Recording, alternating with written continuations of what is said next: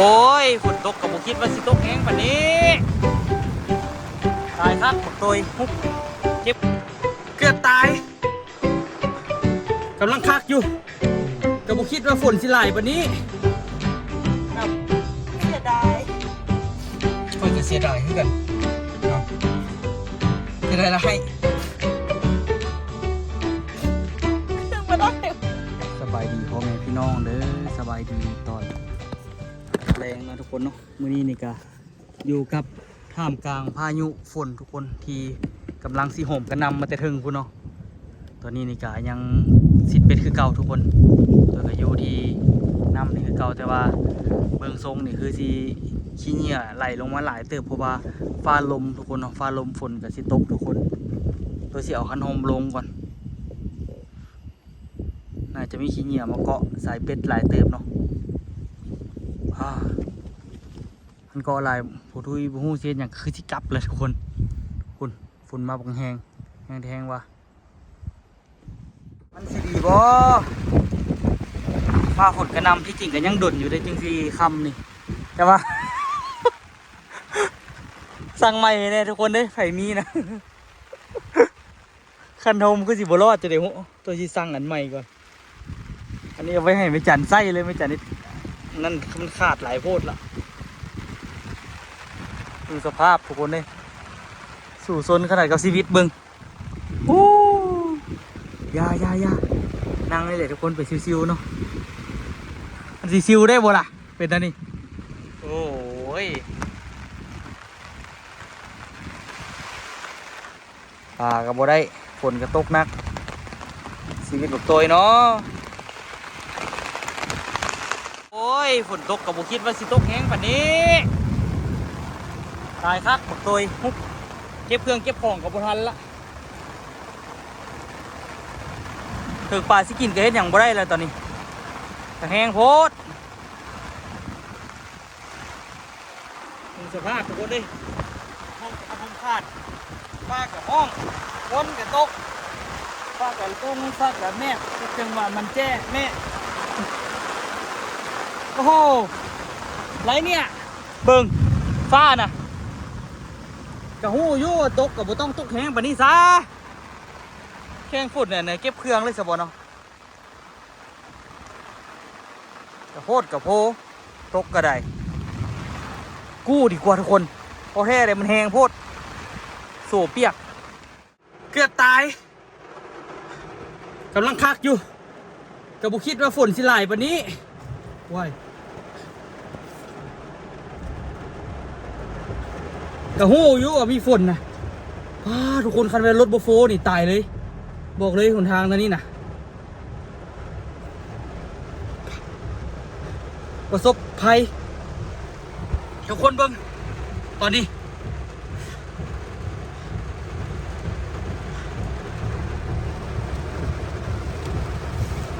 ทุกคนเบิ่ง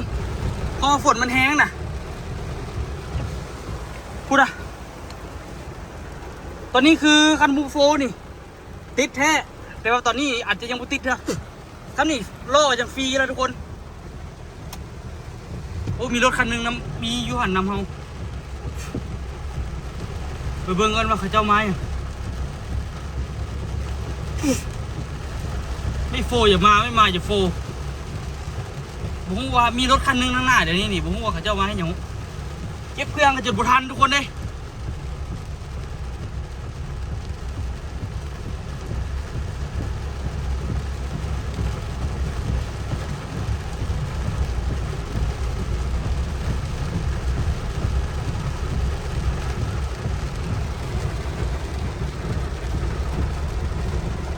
หรือว่าเขาเจ้าบริยูนี่ปะไปเสี่ยงละล่าเขาเจ้าบริยูรถโอ้เขาเจ้ายูรุมพุ่นนะซิดเบสคือกัน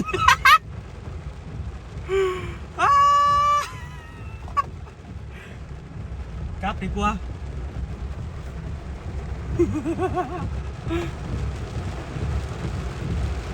เป็นว่าทุกคน สถานการณ์เดียวกันเลยแต่ตัวเห็นสิกลับแล้วทุกคนบ่ไหวละแต่ว่าเราหันบุ้งเอาไว้ยังสู้หรือว่า จังไหนเพราะว่าเดี๋ยวนี้ฝนมันแห้งเกินขนาดทุกคนตัวประสบภัยขนาดเดี๋ยวนี้นี่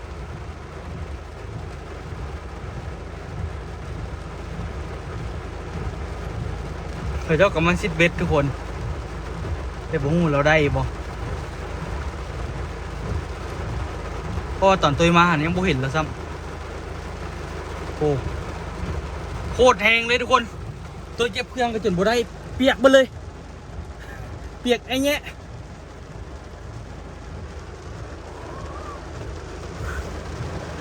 กลับละบ่อยู่ละเดี๋ยวสิจังไหนก็จังยากเขาเถอะเฮลอยู่เซลตัวก็ยังเฮลตัวเองกับบ่ทันเงี้ยก็ยังบ่ทันเมิดสำนักทุกคนได้ซิดเบ็ดก็ได้เบิ่งโคตรแห้งตอนนี้เสือบอทุกคนตัวขี่รถไปล่อมันฟรีไปน้ำเซโฟไฮไปน้ำดีกว่ามันคือซีรู้สึกปลอดภัยกว่าโชคดีที่มีโฟทุกคนได้โบโฟตายเลย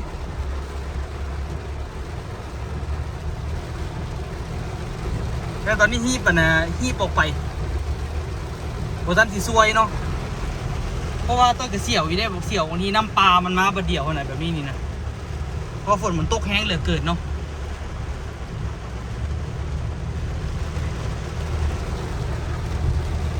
ตอนนี้คืออยู่บริเวณน้ำเลยขั้นว่าช่วงที่น้ำมันไหลแถวนี้คือท่วมหมดเลยทุกคนเบิ่งเดินเป็นตาไม่เครียดวะทุกคน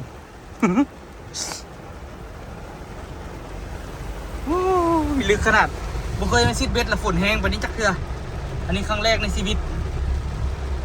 หากก็ได้ปลา3 ตัวทุกคนเอ้ยตอนนี้มันเป็นผู้ประสบภัยเหมือนยังมีรถจักรลงมาอีกอยู่มันมีนะที่จริงโมงนี่หากก็4 โมงทุกคนป่ามันสิกินประมาณ5 โมงครึ่งคันบ่มาตอนเช้าเด้อันนี้ตัวมาตอนสวยเดี๋ยวมื้ออื่นเช้าๆคันว่าผมอย่างผิดพลาดทุกคนน้ำมันกะสีโอเคนี่บางทีตัวสิมาแต่เช้ามื้อเช้านี่ตัวปลุกตั้งแต่เช้าอยู่แต่ว่าสิบานแล้วว่านะคาเวียกก็เลยบ่มาเนาะนี่แถวนี้นี่คันบ่เปิดโฟนี่อาจจะติดได้นี่ลองเบิ่งบ่โฟลองเบิ่งเล็งบ่อยากไปแล้วนะทุกคนรอฟรีอยู่นี่เล่งกันซิบุขึ้นแล้วนะทุกคนเลย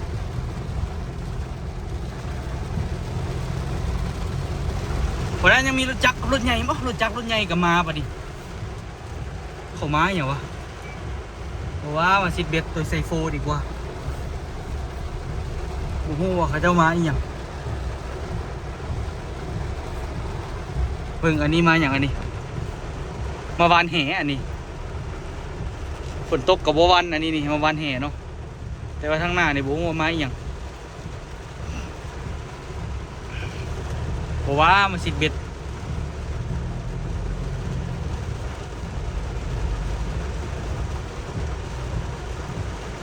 จากงูกันว่าเราไม้อย่าง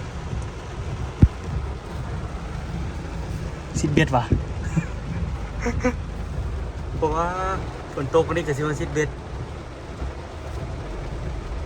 ยาเราขอไม้อย่างกับยาต้องตัวกลับละโคตรโพโม่แตงไปได้ยังไงวะมันตกแห้งวันนี้ก็ยังไปอยู่ทางแล้วนี่มื่นก็นี่วันนี้แหละเนาะเวลามาแล้วนี่คันตัวบอกเลยคันว่าคันมาแบบนี้ละฝนตกแห้งแบบนี้ละคันรถบูมีโฟนี่ยากสุดสิกลับคืนได้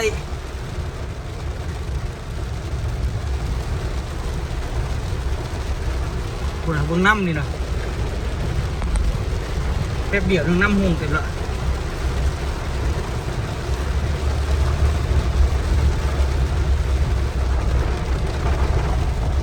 มันจะห้องกันเดี๋ยวเรารถคันนั้นเขาจะมาอย่างจอดดูทุกคนเบิ่งโดนพายุฝนกระหน่ำเกือบตายเก็บเครื่องกับบอลอนรถคันนั้นยังจอดอยู่เก่ากูกระโทรมาอยู่นี่แหละเก็บเครื่องกระไดน่าจะฝนตกแห้งเลยน่าจะเป็นห่วง ตัวก็เก็บเครื่องบ่ส่วนสัญญาณเน็ตก็ซ่าค่อยตัวนี้คันมันบ่แน่นนี่รถค้าหลายได้นี่คนที่มาซิดเบ็ดนี่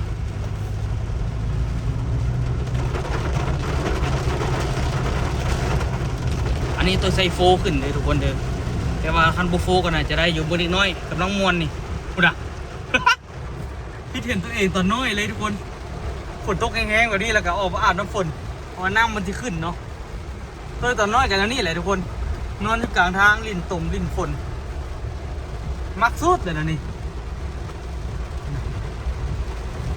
เตะน้ำใส่กันลิ่นอะไรนี่ลิ่นมาคัก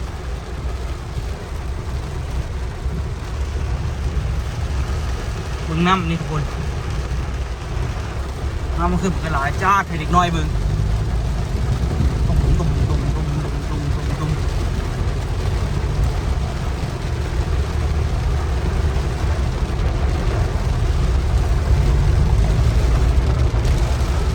ชิมทางพี่บ้าทุกคนเนี่ยเบิ่งเอาทางม้านะ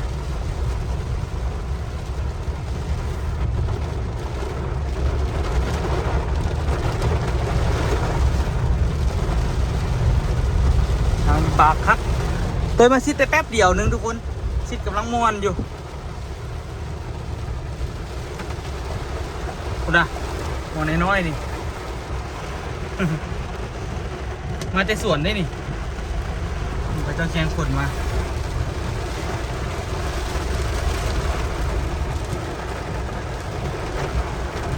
วันนี้มาเตะองเฮียน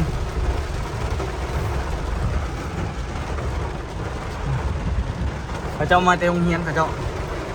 ตอนนี้พอดีโมงเลิกองเฮียนนี่ทุกคนไอ้เบิ้งเอาคนทำมาซิดเบ็ดนะ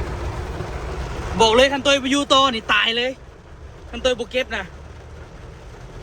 มื้อหน้าคันตัวเห็นนะฟ้ามืดๆไปแต่ไก่ตัวสิเก็บเครื่องไว้รถเบิ่งก่อน พูดนะมันไม่ได้คอยลงเลยมันแห้งเข่าเรื่อยๆเลยสภาพเสื้อตัวคือเปียกเวลาทุกคนตัวแก้ทิเลยมันเปื้อนอันที่แบบว่าฝนมันตกใส่พื้นล่ะมันกระเด็นใส่เสื้อตัวนี้ตัวแก้ทิมเลยแก้ทิม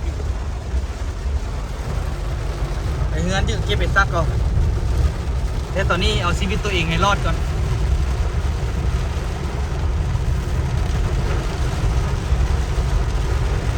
แต่ก่อนนี่ถนนตัวนี้บริแปลงนี่โอ้แห้งยากแต่ตัวเสื้อเลยอีกบุดนดอกทางเสร็จนี่สิเพเพราะว่าเบื้องจากน้ำฝนเนาะน้ำฝนที่มันไหลเป็นทรายแป๊บเดียวดอกมันสิเพขั้นฝนตกมาเลยแห้งๆเรื่อยๆนี่ละแม่นแป๊บเดียวนั่นนี่นะตัวคิดว่ามันสิมาแห้งๆแล้วมันสิเศร้าฟัดเบิ้งอ่ะนะเบิ้งสีฝนมาสั้นโอ้โหของแท้ ของแท้มันมาละ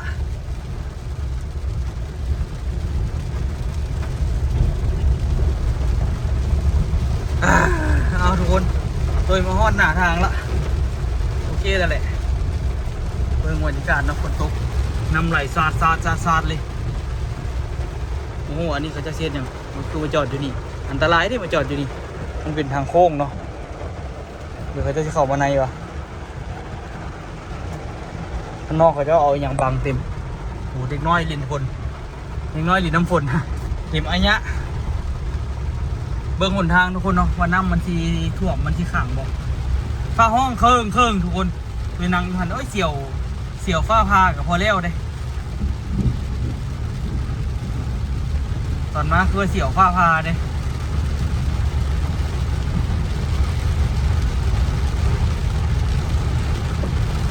โอ้ยกำลังชิดเบ็ดซิวสวยซ้ำฝนตกแห้งๆแล้วนี่มีโอกาสเนาะมีโอกาสมีโอกาสป่าขึ้นมืออื่นแต่มืออื่นน้ำคือสิคุณน้ำคุณกับชิดเบ็ดบ่ได้ทุกคนนอกจากมีขี้เหงื่อแล้วก็ปลาบ่กินเบ็ดเนาะต้องถ่าน้ำมันเอาใส่ก่อนอาจจะเป็นมืออื่นตอนแรงเนี่ยวันนี้มันอาจจะได้อยู่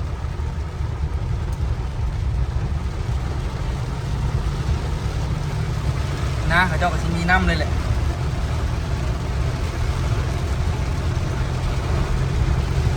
ทุกคนเนาะตอนนี้นี่กาอันนี้มาสืบต่อนะทุกคนพอจอยกำลังที่มาแทกสีนัว พาดพอจอยได้ใส่2ดุกบ่อันนี้ใส่ดุกนี่เลยเหรอ เบิ่งแล้วก็ใส่เพิ่มดุกหนึงถ้ามันทรงอ่อนมันบ่แน่นหน้ากับซอก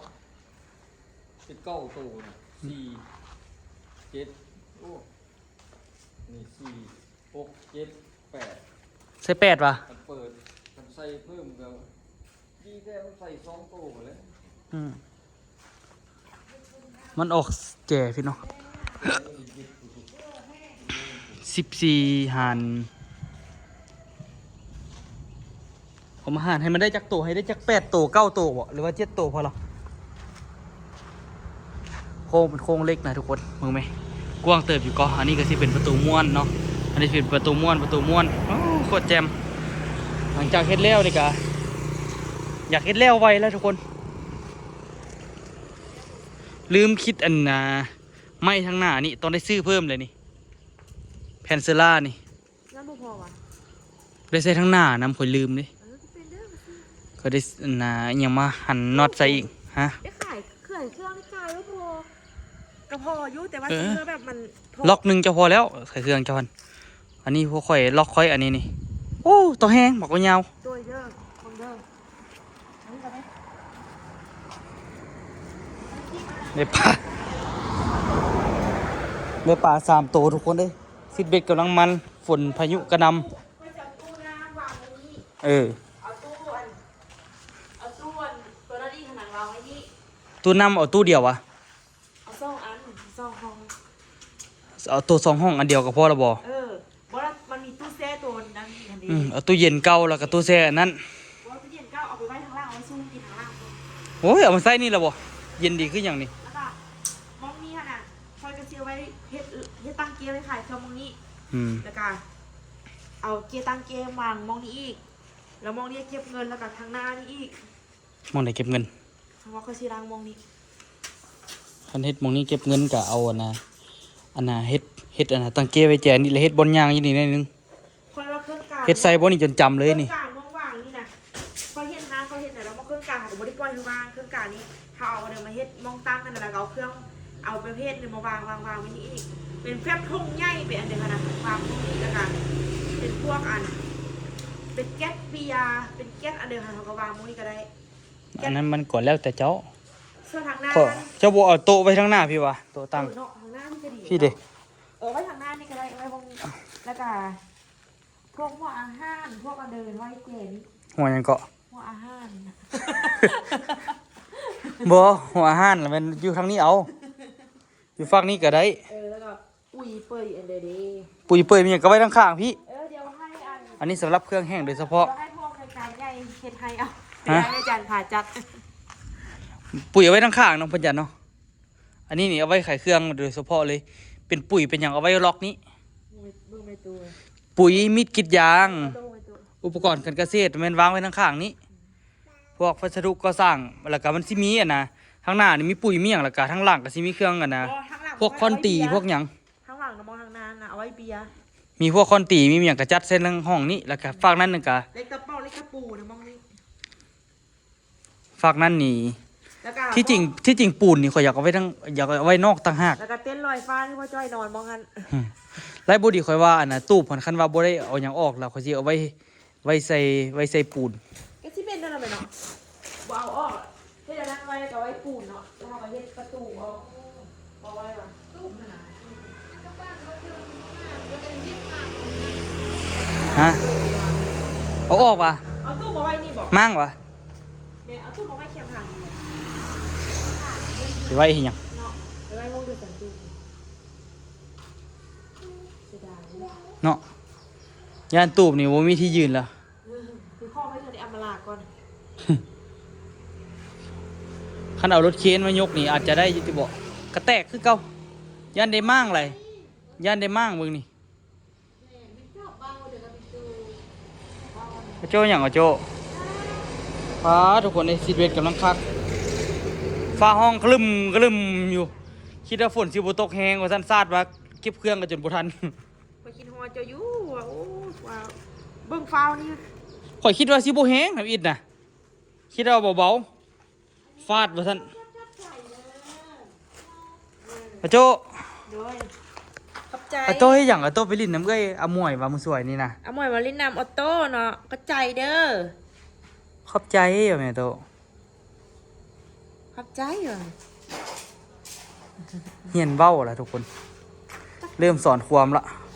จักแต่ว่าเบา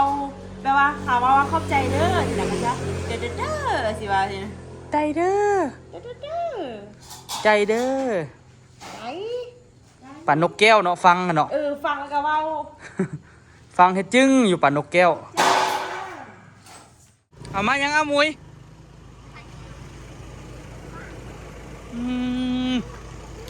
เอ้าเงือไอ้น่ะเมื่อกี้เงือได้อ้นเหรอเงือใครเอาอยู่ถึงภูลงมาป่ะเอามาลงน้ำตาลนี่หากกูเคยเห็นแหละมากอันนี้นี่เขาเจ้าฮับซื้ออะไรอย่างเงี้ย รับซื้อแท้เห็นเราขายให้เขา ฮะ มันแซ่บเด้อหมึงงอกนี่เด้อ หากกูเคยเห็นเนี่ยทุกคน มังเงาะ อันน่ะมักเงาะปลาไม่ไผเคยเห็นเลย มังงอกบ้านเด้อ มันมีแม่นมักเงาะบ้านเด้อ ชมบ้านแซ่บหรอ นี่มักเงาะปลาเขาว่าโอ้ตัวปลากระไรเนาะปลานินเนาบุญอีก น้องป้าของดง โถจักโลนี่ อันนี้ห่านสามมาดิสามก็ยังได้เปิดกระไรเนาะปลาติโทโอ้ยยังดีนอยู่อ่ะ ดีแล้วป้าทำน้ำ อันได้มื้อวานหรือได้มื้อนี้ ที่ตอนน้าตอนเช้าแล้วก็มา มาตีเดียวเศร้าจำแรงว่ะ วันนั้นตีตอนเต้นตอนเช้าตีเอาบักเงาะละมา ได้แต่ตายเนี่ยอันนี้ มานิน มากเงี้ยนี่ มักเงาะเอาสัตว์มักเงาะปลา แบ่งกันกินสินี่ เรื่องจะกินเปิดสิบห้าแล้วจะฆ่าเงาะป้าเอา ไปสาวกูเคยกินจักเทื่อส้มบ่เคยกินคือส้มบ่เมื่อกี้ เจ้าถึงไว้ส้มที่บอกให้กิน โอ้ บ่หวาน ย เคยกินคือส้มเถอะว่าเมื่อกี้นี่ ไอ้เรียกเขากินก็หวานนะเมื่อกี้นะ เรา ต้อยว่าส้ม เราเป็นเราบ่มักส้มหรอก บ่นะปกติต้อยให้เป็นคนกินส้ม หวานบ่ อันนี้บอกกันหวาน เน่ เมื่อกี้บอกกันส้ม ผู้เฒ่าเฮ้ยแล้วมันชม พี่แมนพี่แมนพูดเรา แล้วชม ต้องมาพุกอันนี้ออกไกลายแซ่บเลยพุกนี่ไปไปตลาดเนาะ ต้อยมื้อหน้าเขาจะได้เป็น5 บาท น้ำพอติดเลยไม่ได้ป่าเลยค่ะยาเนาะ อยากไปอยู่ให้อ้นบุสวนจักเทื่อให้อ้นบุยอมสวนย่านเป็นภาระสิไปเขาสิไปเว้าเรากันมื้อหน้าเจ้าย่านเขาเป็นภาระเจ้าบ่ข่อยเป็นน้ำนี่ เราย่านเจ้านอนบ่ได้นอนป้านอนปูเขาจะไปจะเอาเต้นไปน้ำ ย่านข่อยนอนบ่ได้กันแล้วแหละ เขาคิดว่า ย่าน เจ้า มันนอน แบ ปา บ ย่านข่อยไฮโซว่ะ เขาบ่เคยฮู้จักเจ้าอะนะ โอ้ยไฮโซบ่ไฮโซเบิ่งจักการเฮ็ดเวียกก็พอฮู้น้ำกันละนี่วงนี้นี่สุดยอดเลยมื้อแรงนี่อยู่นี่ว่าเงินกำมื้อแรงมาลิ้นก่อนมันยางลิ้น 3 โล 5เกิดผู้หญิงเป็นน้อยหนึ่งแม่ท้องมีแต่ลูก อ้าวโอ้ ไม่อยากเห็น โอ้กลับมาน้ ตัวกับมาน้ำตลาดเอา ำอย่าเอาเลย โอ้ โทรศัพท์ก่อน อารมณ์กัน เลาะตลาดโอ้คือคืนนี่ตอนแรงแล้วนี่จักอู้สิเอาอย่างฮู้นี่ มีข้าวดี ข้าวดีหยัง ข้าวดีแต่ก็เสียดายแล้วก็ไฟหายแล้วก็ทำเป็น พอดีมาเมื่อกี้เขาจะโทรหาทุกคนเดี๋ยวไปเว้ายืรถเปาะซื้อเครื่องกัน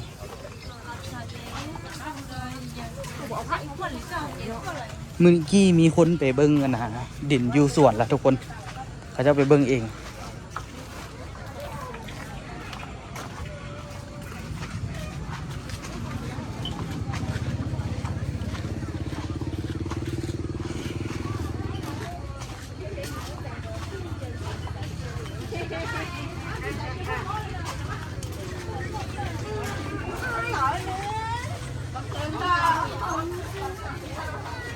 จักสิซื้ออย่างหัวนี่เพราะนะ คิดเรื่องกันนะโอ้คิดเรื่องกันนะเขาจะมาเบิ่งสวนเราคอยบุ้งสีเว้าอย่างเรียนในคลิปก็ได้ยางซึ้งอยู่ ยางซึ้งดีขนาดโอ้ชิซื้ออย่างหูนี่ภาคอย่าง ผักอีกุขั้นส้มไปเจ้ากินมูนะฮะดิ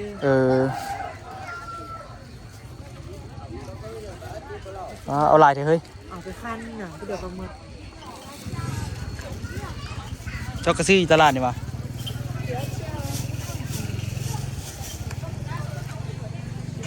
เดี๋ยวไปบ้านรถเอาไปได้เลย ซื้อกัน 10,000ว่ะ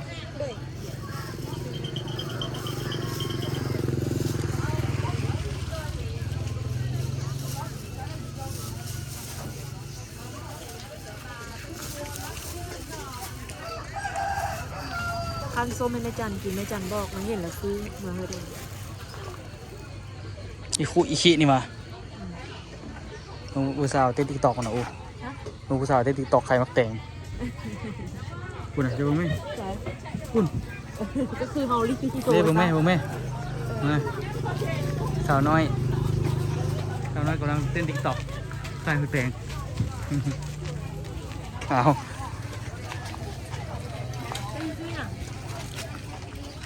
ฮะจักคือกันมีหูเลยสิเอาอย่างเดียวอู้ข่อยได้ปลาห่างสีแดงดีดิ เดี๋ยวจะได้ปลาหางสีแดง ตัวประมาณสักพอแหละเดี๋ยวน้อยกว่าเขาอยู่ เจียวกินอยู่ดิ สิพอกินบ่ละปัญหา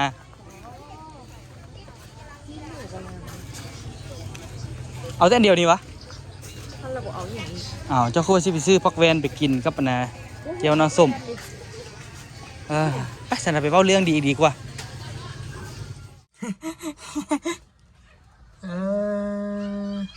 ทุกคนมื้อนี้นี่มีข่าวดีเนาะทุกคนเนาะก็คือที่ตัวประกาศไปแค่คืนเดียวมือต่อมาแรงมาเขาเจ้าวางเขาเจ้าไปเบิ้งดินเลยไวได้เนาะอันน่ะประกาศขายถึกนี่แหละตัวก็อยากได้ไวนี่แล้วเทื่อนี่ประกาศขายแพงเลยแบบมิจิลีแต่ว่านี่ตัวประกาศขายถึกเนาะ แล้วขายราคานี้เราโบลุดละ โปรูดดินบกกว้าง เขาจะเอาไปกันมันคุ้มค่าแล้วแหละคันว่าได้เฮ็ดในนั้นเฮ็ดนี่นะ แต่เขาก็บ่แน่ใจว่าเขาสิเอาบ่แต่ว่า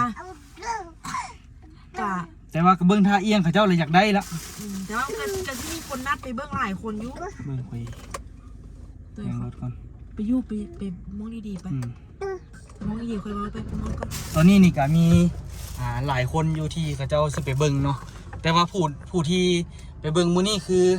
คนแรกเลยนะทุกคนแรกเลยที่ไปเบิ่งก็เลยแบบว่าแล้วน่ะจะมีโอกาสกว่าคนอื่นหลายเมื่อกี้นี่ก็มีคนนะถ้าเขาบอกว่าขอจ่ายก่อนในบ200 ล้านล่ะส่วนที่เหลือมันสิพอนเอาเลยว่าโอ้บ่ได้เขาเจ้าทางนั้นก็สิเอาคือกันทางนั้นก็ได้ มันหายากแล้วอันดินราคานี่แล้วแบบมันบุกเบิกได้ซ้ำนี้ แม่น ต้อยรูปทืนแบบรูปทืนสุดๆเลย โคตรรูปเลย คนรูปเลยแต่ว่ากับมันจำเป็นมันต้องได้ยอมเจ็บพนะเพื่อจะแบบไปต่อนะทุกคน แมนเขาก็อยากได้ทุนมาเฮ็ดท่านทุกคนเนาะเราก็บางทีก็สิเอาไปซื้อรถหุ้นใดเพื่อสิเอาไปแก้เครื่องแก้ของมันก็หลายแนวอยู่นะอูเนาะที่เขาจะต้องได้เฮ็ด เสียดาย แต่ว่านี่ของแม่ที่ติดนี่แม่ก็บอกแม่ว่าอดเอาเด้อแม่เด้อวัยรุ่นกำลังสร้างโตอยู่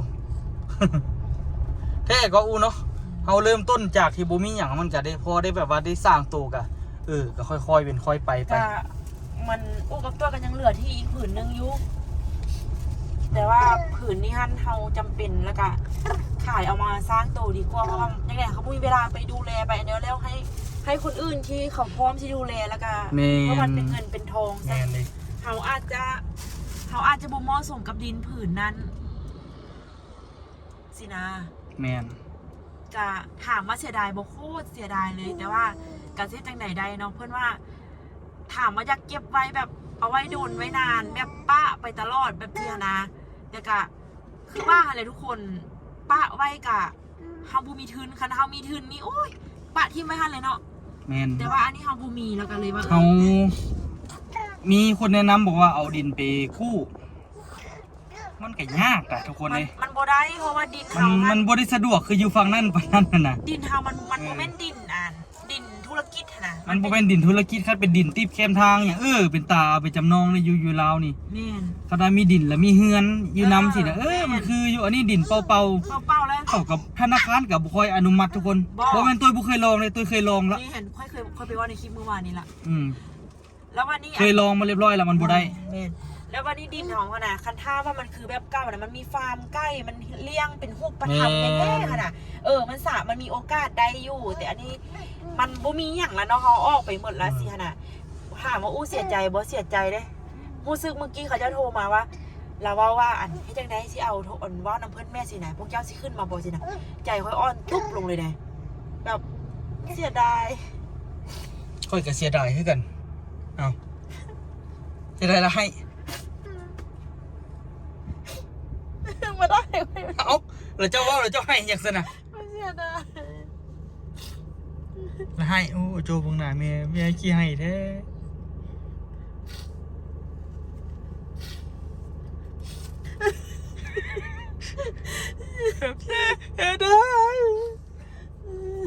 เสียดายยังโจเบิ่งหน้าแม่โจตีแม่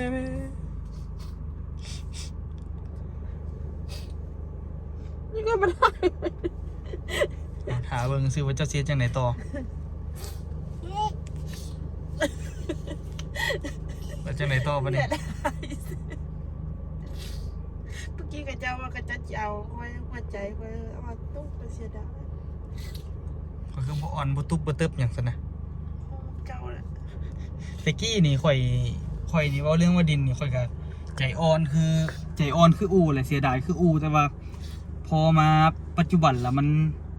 มันคิดได้ละคือแต่กี้นี่ตัวห่วงส่วนที่ไปหน้ากับพอวงหลังตัวไปนั่นไปนี่ไปเฮ็ดคอนเทนต์ไปกับลุงเด่นเมียงคนส่วนโทรมาบ่ได้มีแต่เรื่องมีแต่ส่วนไปใส่กับมีแต่ส่วนเขาไอออนไอฟ้าอยู่กับบ่มีความสุขเลยไปหน้าพะวงหลังหัวล่มในหนึ่งกับเอิ้นเฮามาต้องมาเดี๋ยวนี้ทั้งที่เฮาอยู่ไทยอยู่สินะมันกับตัวว่ามันเป็นภาระ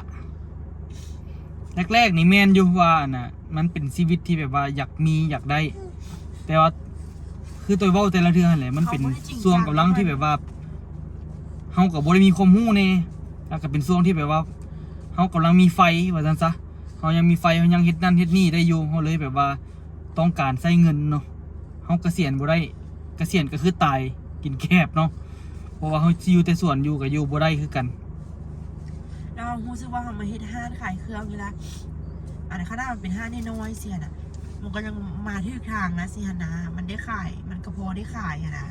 มันก็เห็นทุนมันก็เห็นกำไรเห็นทุนนั้นได้อยู่อะนะเขาลงทุนไปน้อยเดียวมันก็ยังได้กลับคืนมาเสียนะ นี่คุณโทรมาแล้วขอรับสายก่อนได้ทุกคนเด้อแล้วทุกคนน้องใครที่มาคลิปนี้ก็อย่าลืมฝากกดไลค์กดติดตาม2ตัวอยู่2รอบพันรอเด้อสำหรับคลิปนี้บ๊ายบายทุกคนสบายดีเด้อเป็นไงทุกคนเนาะชีวิตเนาะมันต้องเดินต่อไป